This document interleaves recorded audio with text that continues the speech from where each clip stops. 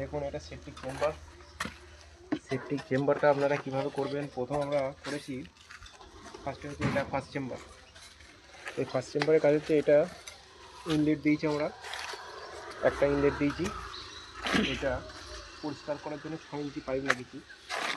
আর এইটা হচ্ছে 6 ইঞ্চি পাইপের গাড়িটি হচ্ছে 4 ইঞ্চি পাইপ লাগিয়েছি। এটা হচ্ছে গ্যাস পাইপ।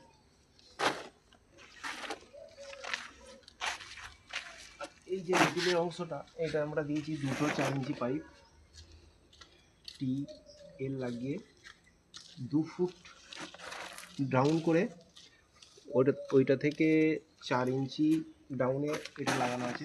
ওটা 4 ইঞ্চি হাইট আছে প্রথম ইনলেটের পাইপটা। এই দুটো একই লেভেল আছে।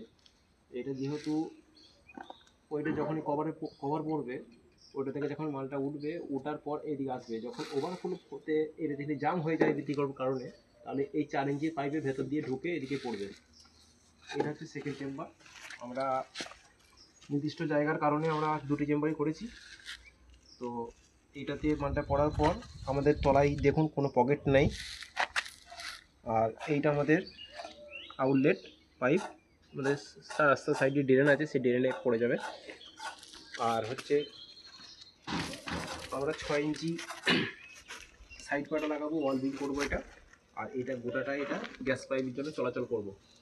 এটা গ্যাসটা সমানভাবে যাওয়া আসা করবে।